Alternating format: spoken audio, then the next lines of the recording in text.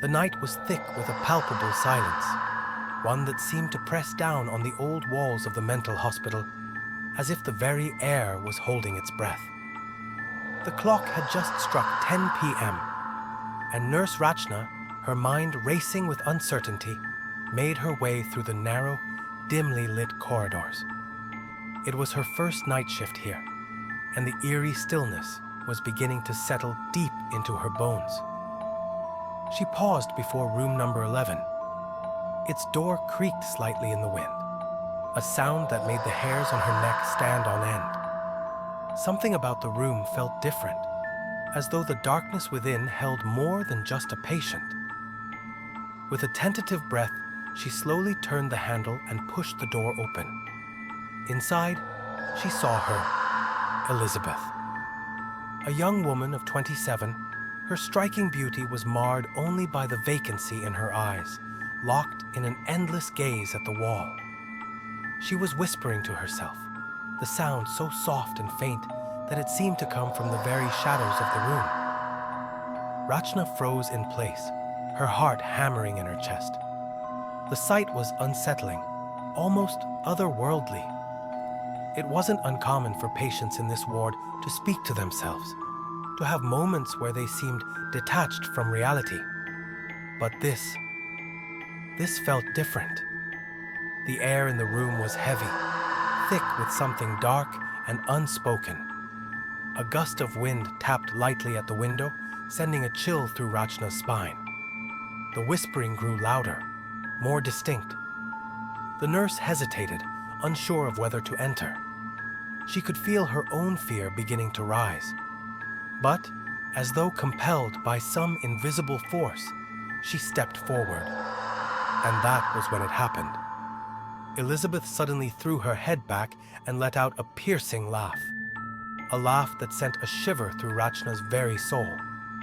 Her body twisted unnaturally, her neck jerking at an impossible angle. Rachna's blood ran cold. Terror gripped her, and her legs refused to move. She stumbled back, panic flooding her senses, and in a blur of fear, she slammed the door shut, bolting down the hallway, her voice a hoarse cry. "Sunita, sister! Sunita, sister!" At the reception, Sunita, another nurse, was calmly finishing a phone call. She looked up as Rachna rushed toward her, face pale and eyes wide with fear. "Rachna, what happened?" Sunita asked, her voice laced with concern. Breathless and trembling, Rachna recounted the terrifying scene she had just witnessed. Sunita's face softened as she listened, nodding knowingly. "Oh, that's Elizabeth's mother," Sunita explained, her voice gentle but tinged with sadness. "She calls every night to check on her daughter. Elizabeth's been here for months now." Rachna's curiosity piqued, and she asked, "What happened to her? She seems so beautiful." Sunita's expression darkened, as though a weight hung in the air between them. "Yes," she murmured, "Elizabeth is beautiful. But her mind..." She trailed off, her eyes distant, as if remembering a tragedy far too painful to revisit. "It could have been one of two things," Sunita continued, her voice growing quieter. "Either Elizabeth loved someone so deeply, so desperately, that the heartbreak shattered her, or something darker has taken root inside her, something beyond explanation." Rachna's pulse quickened. "What happened to her?" she asked, her voice barely above a whisper. Sunita hesitated before speaking again, the words carrying a weight that felt far heavier than the dimly lit room around them. "Elizabeth," Sunita began, "was always a dreamer. At 27, she was finishing her final year of engineering. But her beauty, it was more than just skin deep. It consumed everyone around her. Every boy in her college was enchanted by her, yet she paid them no attention. She was lost in a world of her own making, a world where a perfect prince existed, a prince who only existed in her dreams." Rachna was captivated by the story, a sense of sorrow settling over her as Sunita spoke.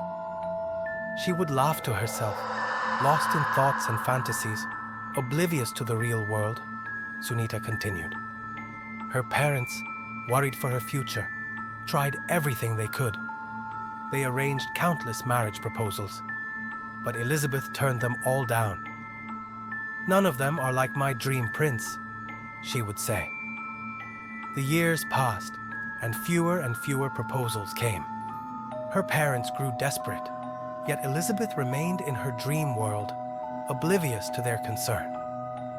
Rachna felt a deep sadness for Elizabeth, but she also wondered what had driven her to this strange, disconnected state.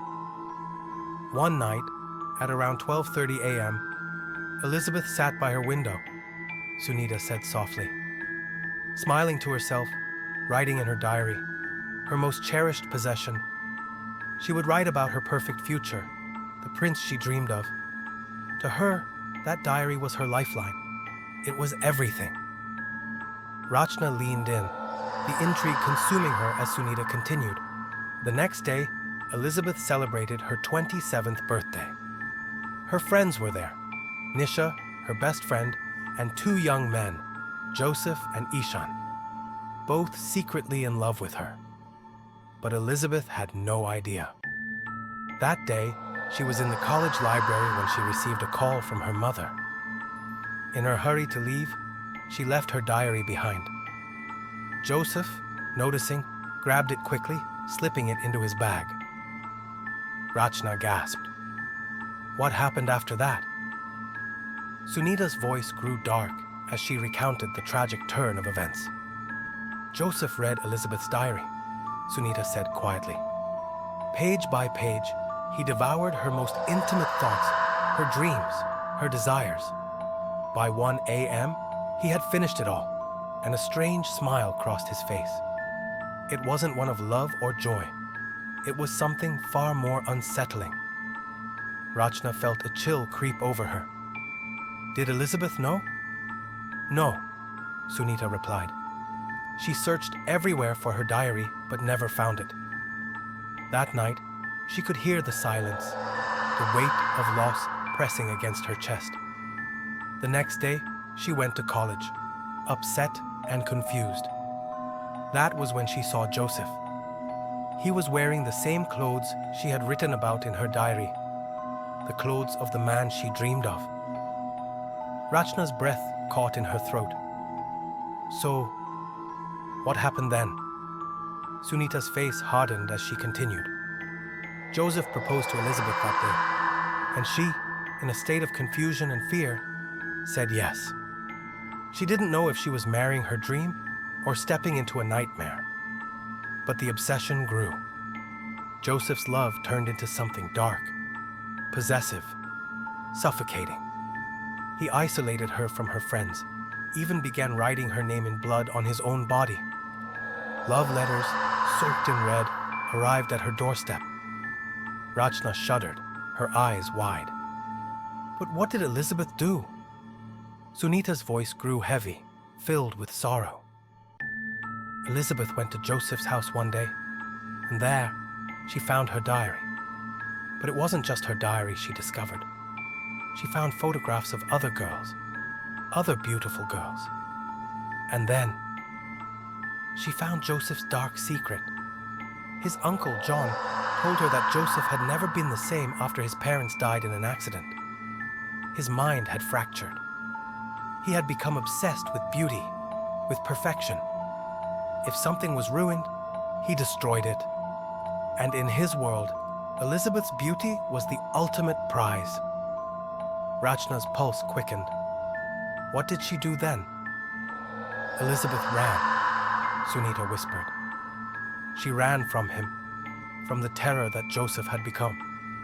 She locked herself away in her room, alone, broken. Her diary, the one she had once cherished, had turned into a symbol of everything she feared.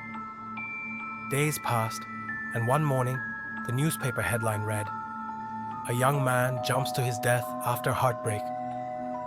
The photo beside the article was Joseph's. Rachna gasped.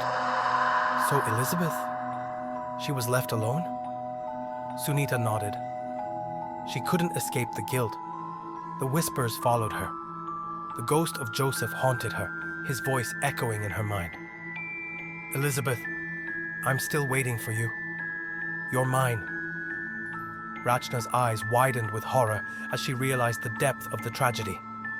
The room around them grew colder, the shadows growing deeper. Suddenly, the power went out, the flickering lights casting strange, distorted shapes on the walls.